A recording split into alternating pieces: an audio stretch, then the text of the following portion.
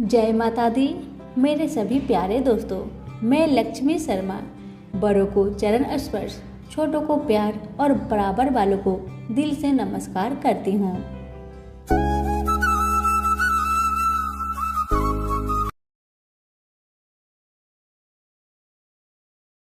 आज है शुक्रवार और आज मैं आप सभी को शुक्रवार से जुड़ी 5 कथाएं सुनाने जा रही हूँ।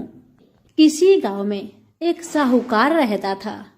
साहूकार की एक लड़की भी थी जो कि हर रोज पीपल सींचने जाया करती थी और उसी पीपल के वृक्ष में से लक्ष्मी जी प्रकट होती थी और चली जाती थी।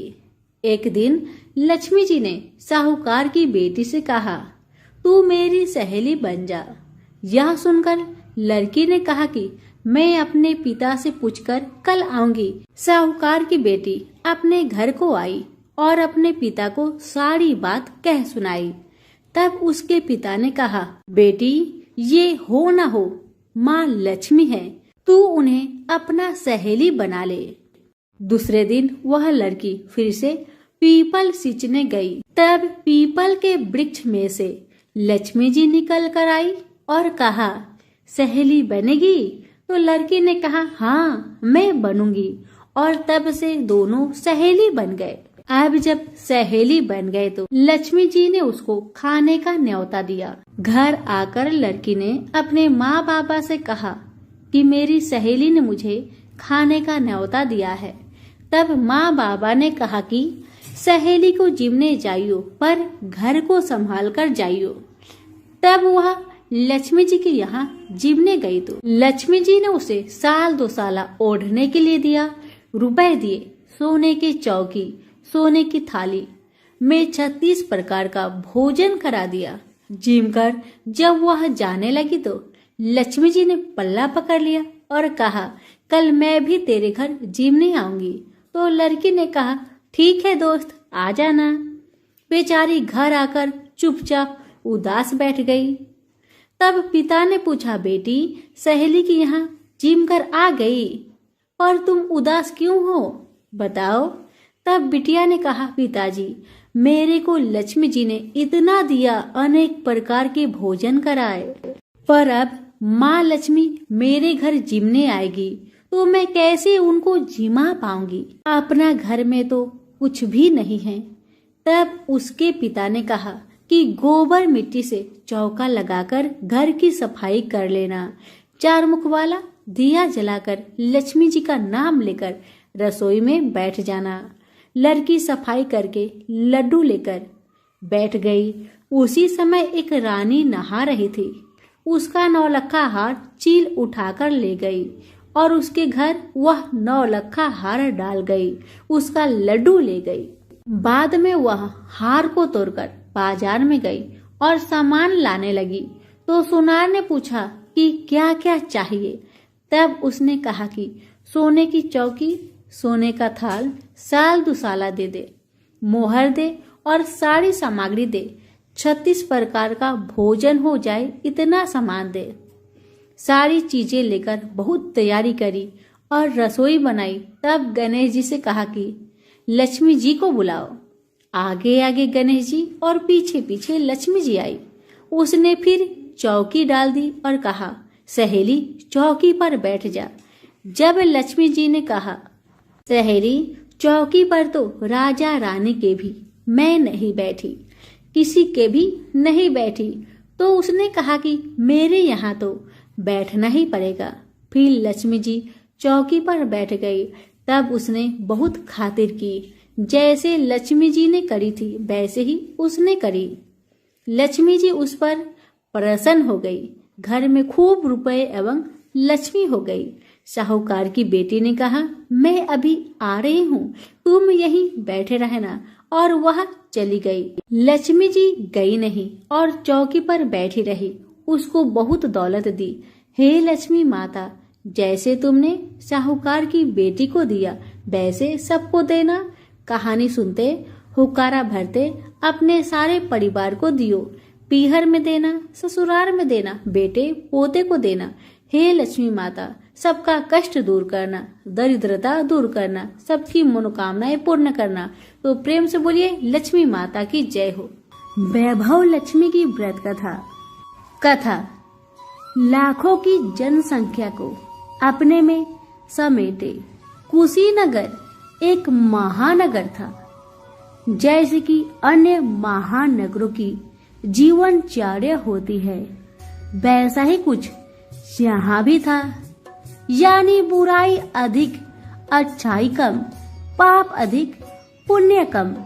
इसी कुशीनगर में हरिवंश नामक एक सद्गृहस्थ अपनी पत्नी दामिनी के साथ सुखी संपन्न जीवन गुजार रहा था। दोनों ही बड़े नेक और संतोषी स्वभाव के थे। धार्मिक कार्यों अनुष्ठानों में उनकी अपार श्रद्धा थी। दुनियादारी से उनका कोई विशेष लेना देना नहीं था। अपने में ही मगन गृहस्थी की गाड़ी खींचे चले जा रहे थे दोनों। किसी ने ठीक ही कहा है, संकट और अतिथि के आने के लिए कोई समय निर्धारित नहीं होता। कुछ ऐसा ही हुआ दामिनी के साथ, जब उसका पति हरिवंश न जाने कैसे बुरे लोगों के संगत में फंस गया। घर गृहस्थी से उसका मन उचट गया। देर रात शराब पीकर घर आना और गाली गलौज तथा मारपीट करना उसका नित्य नियम सा बन गया था। जुए, रात से रेस तथा वैश्यागमन जैसे बुरे कर्म भी कुसंगति की बदौलत उसके पल्ले पड़ गए। धन कमाने की तीव्र लालसा ने हरिवंश की बुद्धि हर ली और उसको अच्छे बुरे का भी ज्ञान न रहा। घर में जो कुछ भी था सब उसके दुर्व्यसनों की भेंट चढ़ गया। जो लोग पहले उसका सम्मान करते थे अब उसे देखते ही रास्ता बदलने लगे। भूखमरी की हालत में भिखमंगों के समान उनकी हालत हो गई। लेकिन दामिनी बेहद संयमी और आस्थावान तथा संस्कारी स्त्री थी। ईश्वर पर उसे अटल विश्वास था। वह जानती थी कि यह सब कर्मों का फल है।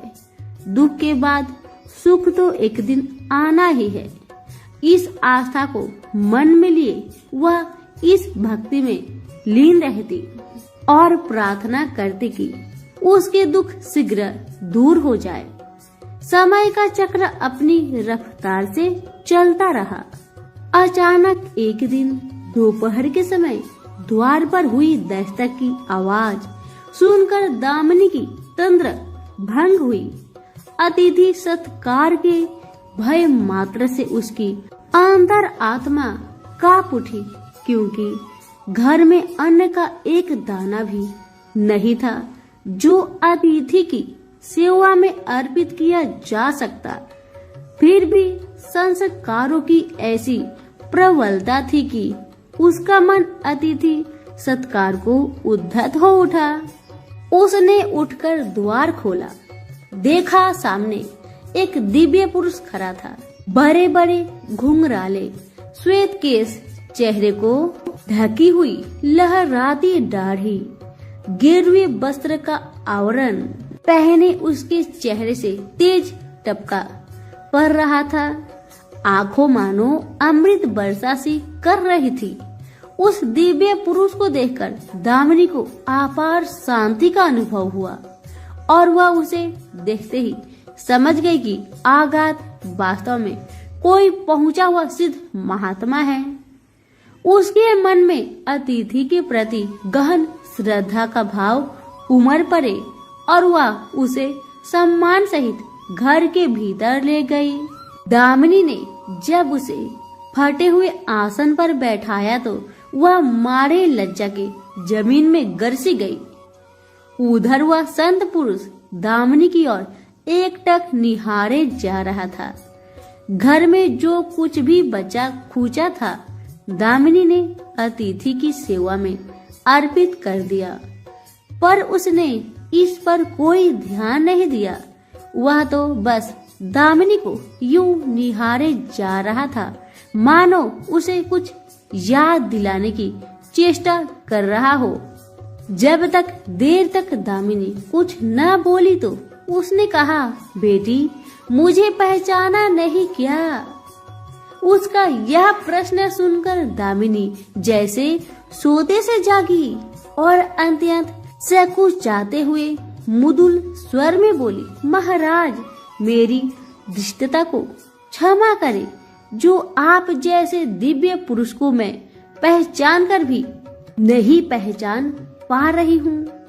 पारिवारिक कष्टों ने तो जैसे मेरी सोचने समझने की शक्ति ही छीन ली है, लेकिन यह निश्चित ही संकट की इस घड़ी में मुझे आप जैसे साधु पुरुष की सहारा है। तभी जैसे दामिनी को कुछ याद हो आया, वह उस साधु की चरणों में गिरकर बोल उठी, अब मैं आपको पहचान गई हूँ महाराज। स्नेह रूपी अमृत की वर्षा करने वाले अपने शुभ चिंतक को कोई कैसे भूल सकता है भला। वास्तव में वह साधु मंदिर की राह के मध्य में बनी अपनी कुटिया के बाहर वट वृक्ष के नीचे बैठ साधना किया करता था और मंदिर आने जाने वाले सभी श्रद्धालु से प्रणाम करके स्वयं को कृतार्थ अनुभव करते थे। दामिनी भी उन्हीं में से एक थी। जब पिछले काफी दिनों से उसने उसे मंदिर की ओर आते जाते नहीं देखा तो उसकी कुशल क्षेम जानने के लिए पूछताछ करते हुए उसके घर की ओर आ निकला था। दामिनी अभी अपनी सोच में डूबी हुई थी कि साधु महाराज ने मौन भंग किया, इसका क्या कारण हो सकता है। साधु महाराज ने कहा, पुत्री तू आजकल मंदिर आती जाती दिखाई नहीं पड़ती, तुझे जो भी कष्ट है मुझे बता, शायद मैं तेरी कुछ सहायता कर सकूं। व्यक्ति दुखों के बोझ तले दबा हो तो ऐसे में सहानुभूति की दो बोल ही काफी होते हैं। दामिनी भी खुद पर संयम नहीं रख पाई और बिलखकर रोने लगी। तभी वह साधु वात्सल्यपूर्ण स्वर में बोला, मन छोटा करने से समस्या हल नहीं होती। सुख दुख तो एक गाड़ी की दो पहियों के समान है, इसका आना जाना तो जिंदगी भर लगा ही रहता है। अपना दुख किसी को बता देने से मन हल्का हो जाता है। कुछ देर चुप रहने के बाद दामिनी ने बोलना शुरू किया, महाराज सर्व सुखों से भरपूर था मेरा घर, कन कन में खुशियां का नृत्य होता था। पति भी नेक और ईमानदार थे। सदा जीवन उच्च विचार की आधारशिला पर टिकी थी। हमारी गृहस्थी रुपए पैसा की भी कोई कमी नहीं थी। सुबह शाम घर में इस वंदना होती थी, लेकिन अचानक न जाने किसकी नजर लग गई कि हमारा भाग्य हमसे रूठ गया। मेरे पति कुसंगति में फंसकर अपना सब कुछ गवा बैठे। अब तो ऐसा लगता है जैसे साया भी साथ छोड़कर जाने को तैयार बैठा हो। भिखारियों से भी बदतर स्थिति हो गई है हमारी। दामिनी की करुण व्यथा सुनकर साधु का हृदय हाहाकार कर उठा। वह द्रवित स्वर में बोल उठा, बेटी कर्म का लिखा तो भोगना ही पड़ता है। तुम्हारे कष्टों का भी कर्मों से नाता है, लेकिन तुम चिंता ना करो, सब कुछ पहले जैसा हो जाएगा। दुख के बाद ही सुख आता है। दुख सहे बिना सुख की सच्ची अनुभूति हो ही नहीं सकती। तुम माँ लक्ष्मी की प्रति श्रद्धा जारी रखो। सबका उद्धार करने वाली प्रेम का छलकता सागर है माँ लक्ष्मी। अपने भक्तों पर सदैव उनकी कृपा दृष्टि रहती है। तुम संपूर्ण आस्था के साथ माँ वैभव का व्रत करना शुरू करो, तुम्हारी साधना अवश्य रंग लाएगी। दामिनी एक संस्कारी स्त्री थी। धर्म कर्म में उसकी आगाध आस्था थी। माँ वैभव लक्ष्मी के व्रत की बात सुनकर उसका चेहरा दमक उठा और बोली, महाराज, यदि इस व्रत को करने से मेरे परिवार पर आई विपदा टल सकती है तो मैं इसे जरूर करूंगी।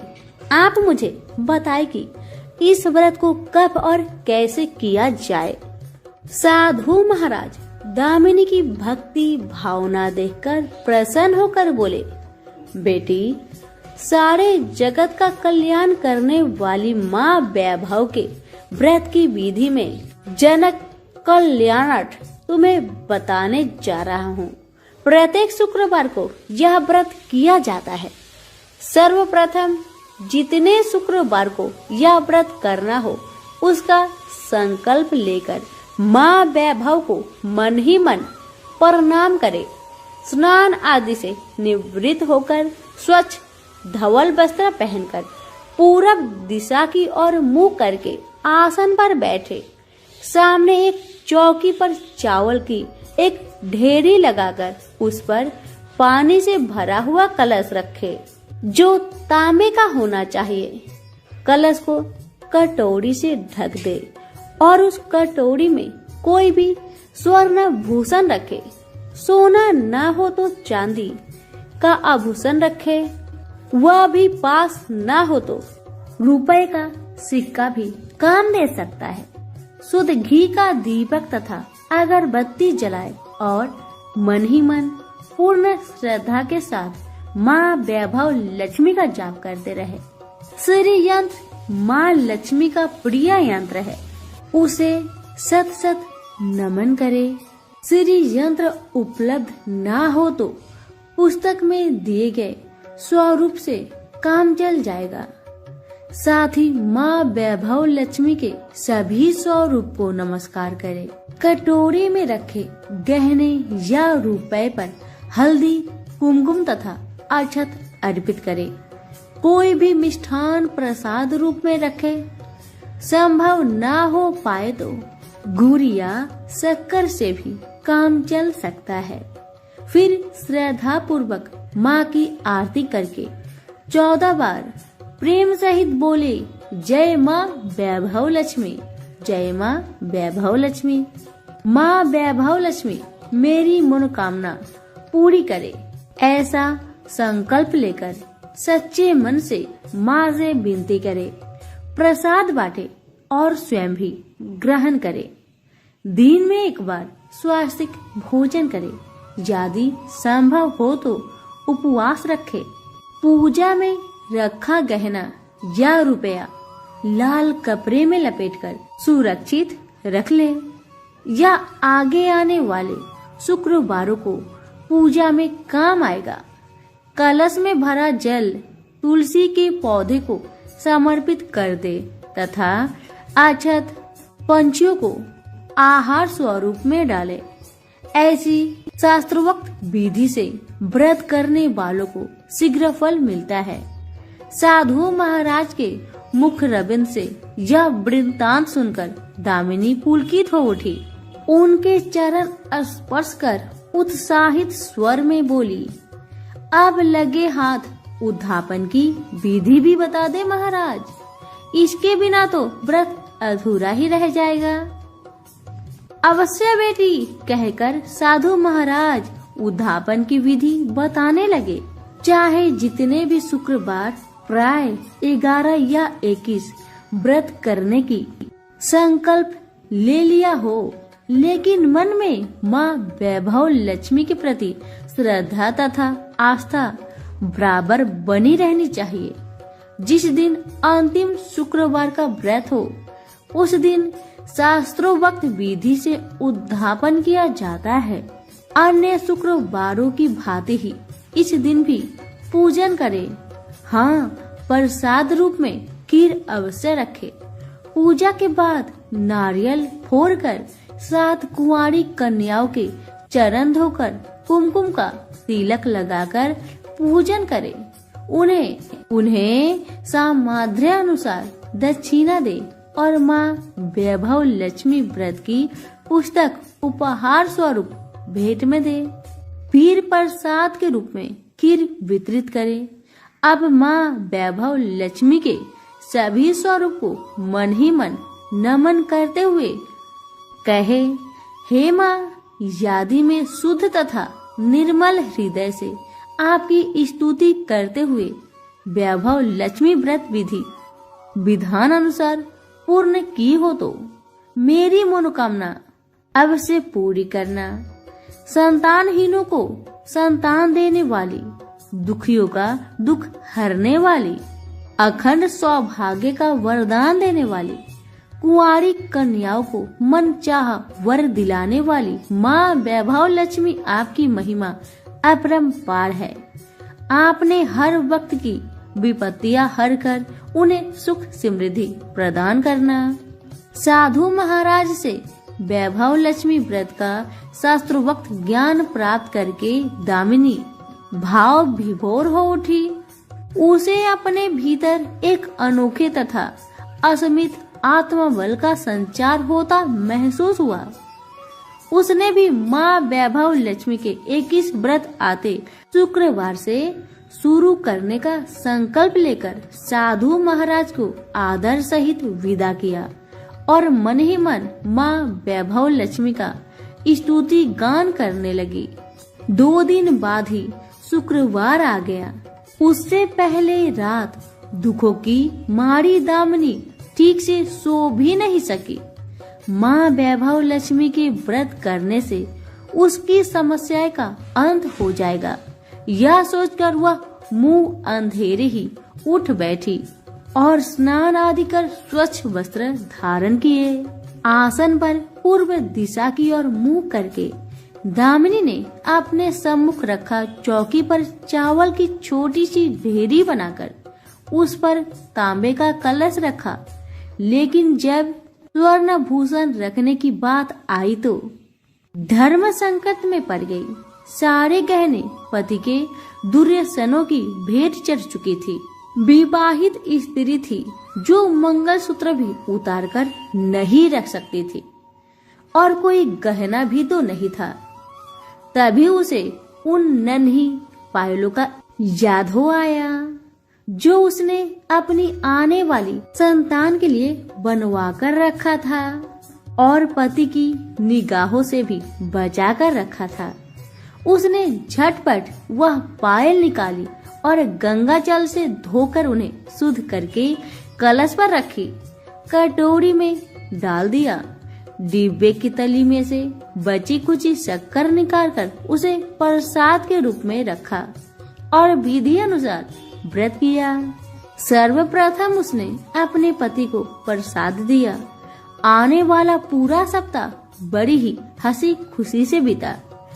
बात बात पर झल्ला उठने वाला उसका पति अपेक्षाकृत शांत तथा संयम रहा। कोई मारपीट तथा कलेश घर में नहीं हुआ। इसे दामिनी ने माँ वैभव लक्ष्मी का चमत्कार समझा और मन ही मन उन्हें प्रणाम किया। माँ वैभव लक्ष्मी के प्रति उसकी आस्था और भी बलवती हो गई। इसी प्रकार शास्त्रोक्त विधि से दामिनी ने 20 शुक्रवार के व्रत पूरे कर लिए। इस बीच कई परिवर्तन हुए थे। उसका पति कुसंगति छोड़कर सीधा राह पर आ गया तथा और उसका कामकाज भी जमने लगा था। यह सब माँ वैभव लक्ष्मी के चमत्कार और दामिनी की आस्था तथा विश्वास का परिणाम था। 21वें शुक्रवार को व्रत का उद्यापन करना था।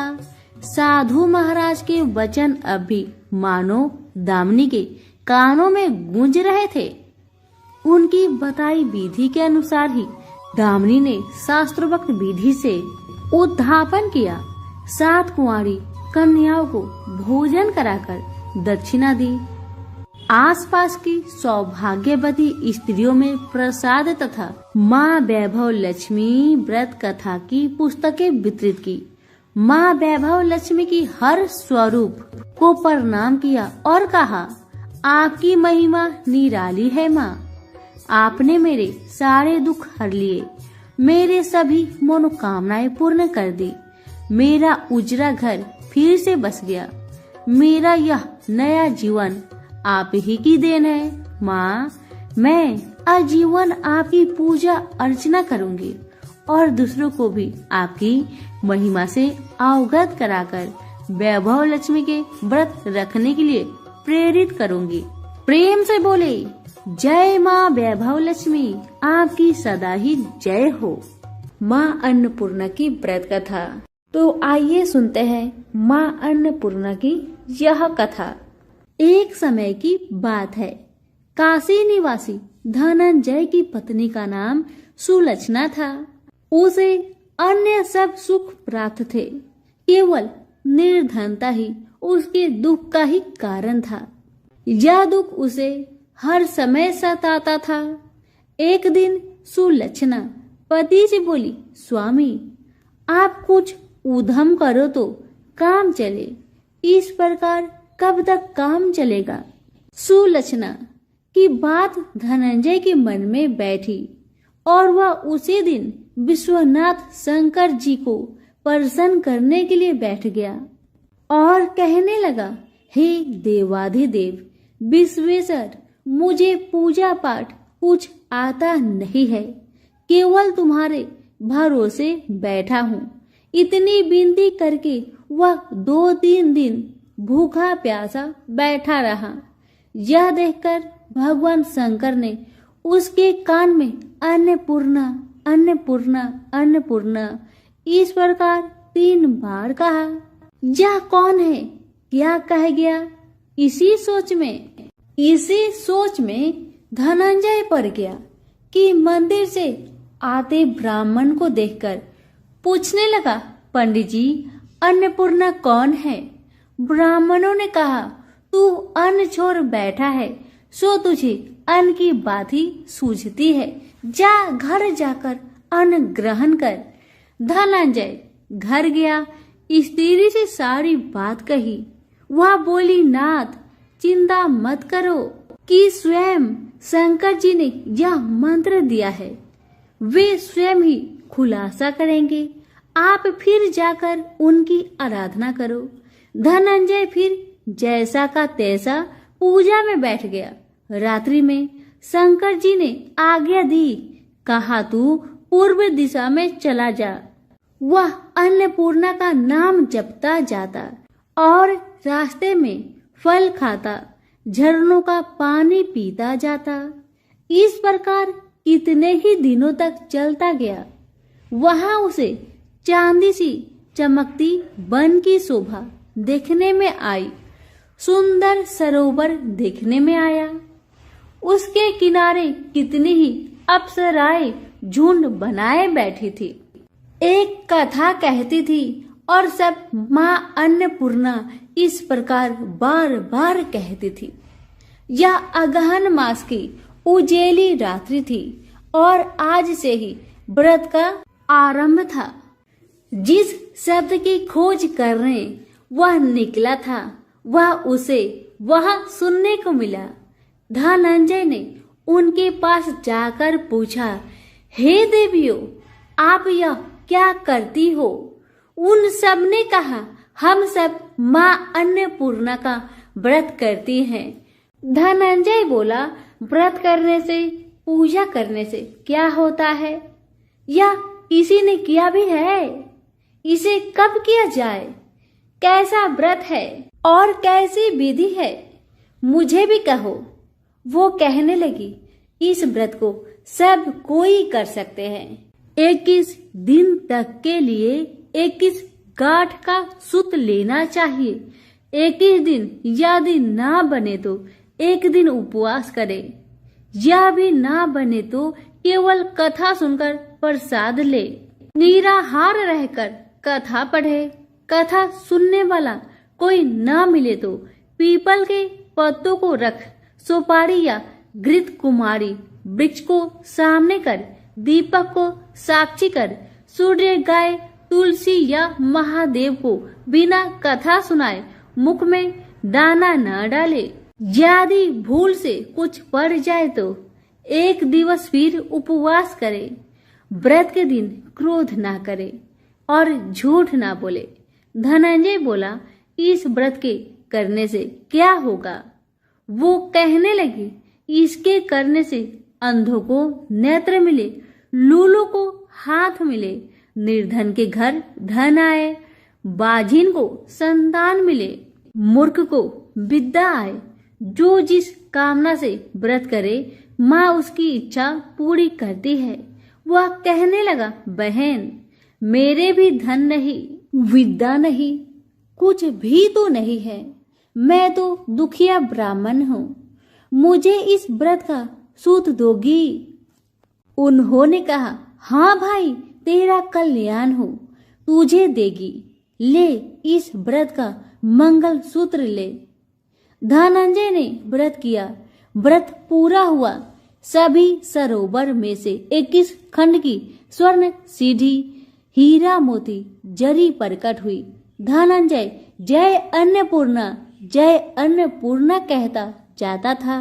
इस प्रकार इतनी ही सीढ़ियां उतर गया तो क्या देखता है कि करोड़ों सूर्य के प्रकाशमान अन्नपूर्णा का मंदिर है। उसके सामने स्वर्ण सिंहासन पर माता अन्नपूर्णा विराजमान है। सामने भिक्षा हेतु शंकर भगवान खड़े हैं। देवांगनाएं चावल डुलाती है। कितने ही हथियार बांधे पहरा देती है। धनंजय दौड़कर जगदम्बा के चरणों में गिर गया। देवी उसके मन का कलेश जान गई। धनंजय कहने लगा, माता आप तो अंतर्यामिनी हो, आपको अपनी दशा क्या बताऊं? माता बोली, मेरा व्रत किया है, जा संसार तेरा सत्कार करेगा। माता ने धनंजय की जिह्वा पर बीज मंत्र लिख दिया। अब तो उसके रोम रोम में विद्या प्रकट हो गई। इतने में क्या देखता है कि वह काशी विश्वनाथ के मंदिर में खड़ा है। माँ का वरदान ले धनंजय घर आया। सुलक्षणा से सब बात कही। माता जी की कृपा से उसके घर में संपत्ति उमड़ने लगे। छोटा सा घर बहुत बड़ा गिना जाने लगा। जैसे शहद के छत्ते में मक्खियां जमा होती है, उसी प्रकार अनेक सगे संबंधी आकर उसकी बड़ाई करने लगे।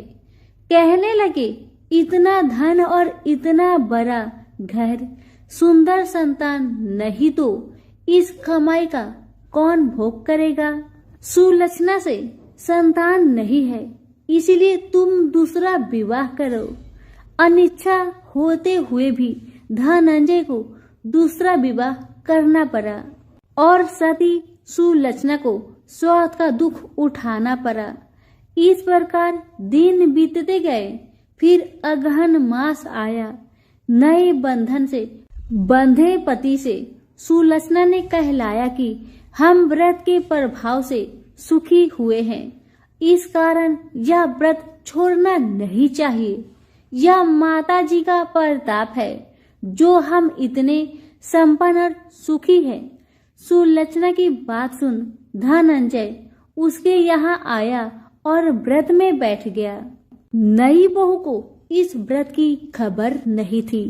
वह धनंजय के आने की राह देख रही थी। दिन बीतते गए और व्रत पूर्ण होने में 3 दिवस बाकी थे कि नई बहू को खबर पड़ी और उसके मन में ईर्ष्या की ज्वाला दहक रही थी। सुलक्षणा के घर आ पहुंची और उसने वहां भगदड़ मचा दी। वह धनंजय को अपने साथ ले गई। नए घर में धनंजय को थोड़ी देर के लिए निद्रा ने आ दबाया।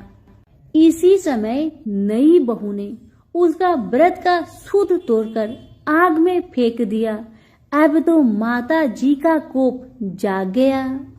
घर में अकस्मात आग लग गई। सब कुछ जलकर खाक हो गया।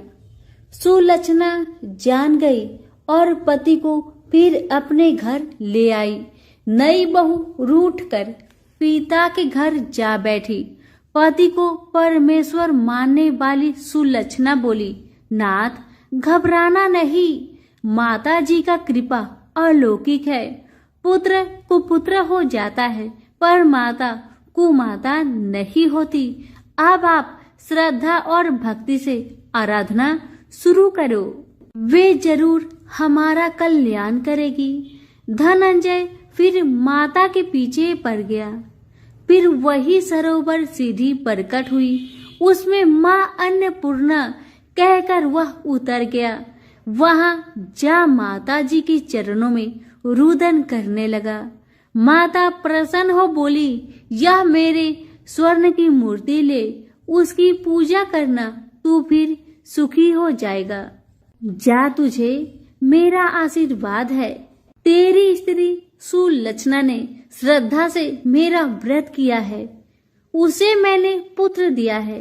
धनंजय ने आँख खोली तो खुद को काशी विश्वनाथ के मंदिर में खड़ा पाया। वहां से फिर उसी प्रकार घर आया। इधर सुलक्षणा के दिन चढ़े और महीने पूरे होते ही पुत्र का जन्म हुआ। गांव में आश्चर्य की लहर दौड़ गई, मानता आने लगा। इस प्रकार उसी गांव के निसंतान सेठ के पुत्र होने पर उसने माता अन्नपूर्णा का मंदिर बनवा दिया। उसमें माता जी धूमधाम से पधारी, यज्ञ किया और धनंजय को मंदिर की आश्चर्य का व्रत दे दिया गया। जीविका के लिए मंदिर की दक्षिणा और रहने के लिए बड़ा सुंदर सा भवन दिया। धनंजय स्त्री पुत्र सहित वहां रहने लगा। माता जी के चढ़ावे में भरपूर आमदनी होने लगी। उधर नई बहू के पिता के घर डाका पड़ा, सब लूट गया। वे भीख मांगकर पेट भरने लगी। सुलक्षणा ने यह सुना तो उन्हें बुला भेजा और उनको अलग घर दिया और उनके अन्न वस्त्र का प्रबंध कर दिया। धनंजय, सुलक्षणा और उसका पुत्र माता जी की कृपा से आनंद से रहने लगे। माता जी ने जैसे इनके भंडार भरे वैसे सबके भंडार भरे। सभी प्रेम से बोलिए, अन्नपूर्णा माता की जय हो। भगवान शुक्र की कहानी। मणिपुर नगर में 3 मित्र रहते थे। उनमें से एक काष्ठ, एक ब्राह्मण और एक वैश्य था। वे तीनों हमेशा साथ रहते थे। तीनों का विवाह हो चुका था। ब्राह्मण और काष्ठ के लड़कों का गौना हो चुका था, लेकिन वैश्य पुत्र का नहीं। उसके दोस्त उसे अक्सर कहा करते थे कि तुम अपनी पत्नी को उसके मायके से ले क्यों नहीं आते। तब वैश्य पुत्र धनराज ने अपनी पत्नी कुसुम को लाने का निश्चय कर लिया। अगले ही दिन धनराज ने माता पिता से अपनी पत्नी कुसुम को लेने जाने की बात कही। उसकी बात सुनकर वे हैरान होते हुए बोले, बेटा, अब शुक्र अस्त हो रहा है, इसलिए अभी बहू को लाना उचित नहीं है।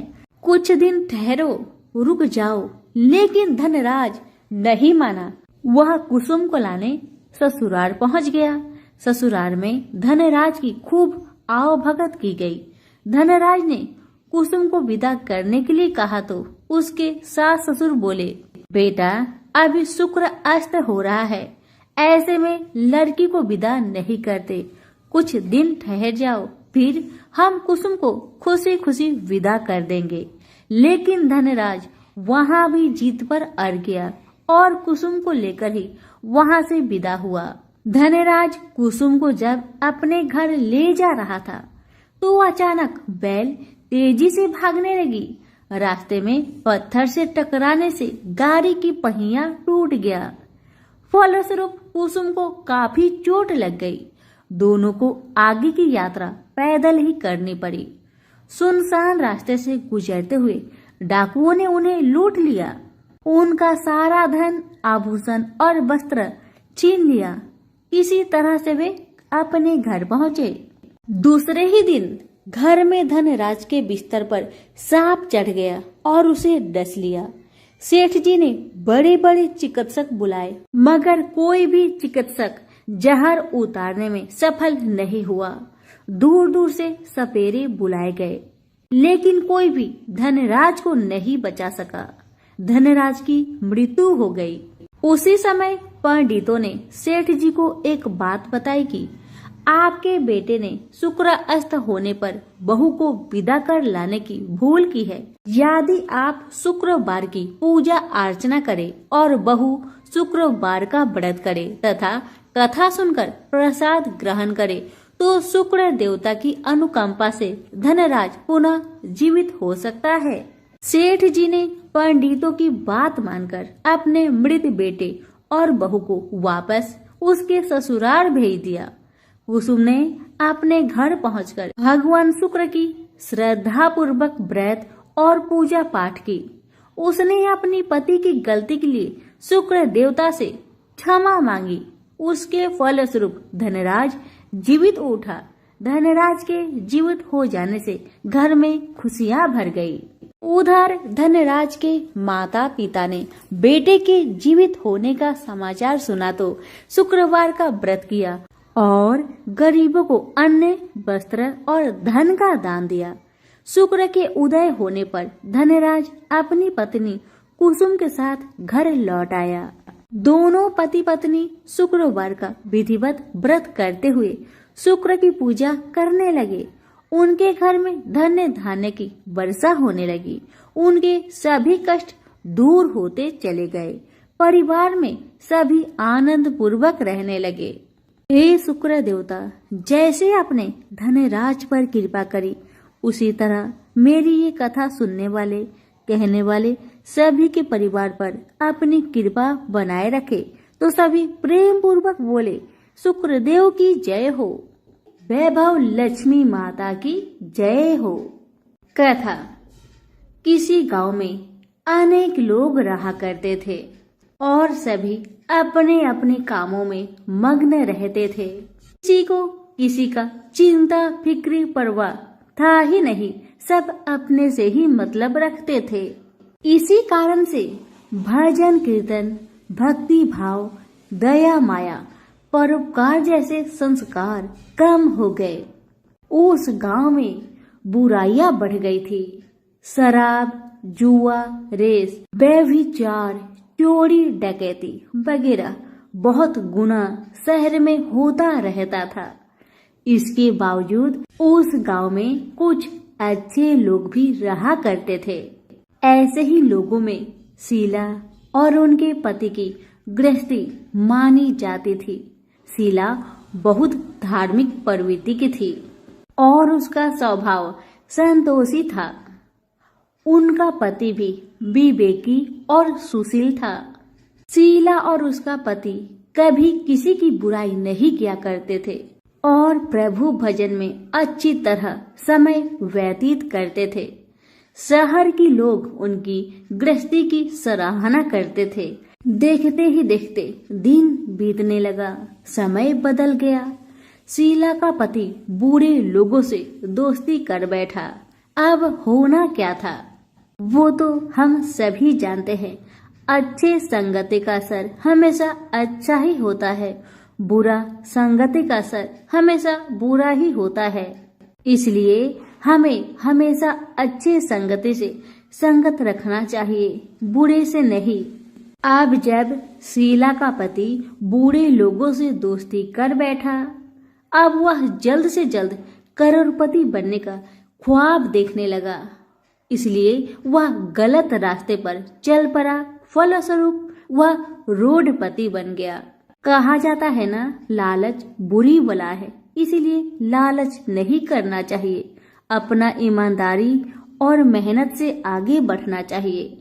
अब जब शीला का पति रोडपति बन गया, जानी रास्ते पर भटकते भिखारी जैसी उसकी हालत हो गई थी।